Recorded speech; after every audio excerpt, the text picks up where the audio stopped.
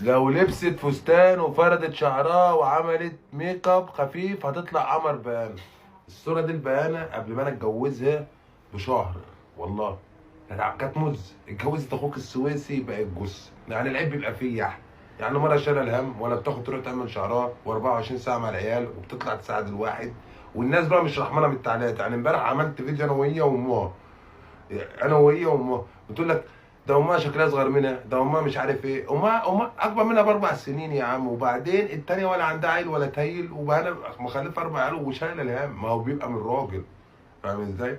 ولا النسوان بتقول لي ولا رجع اكبر منك ايه؟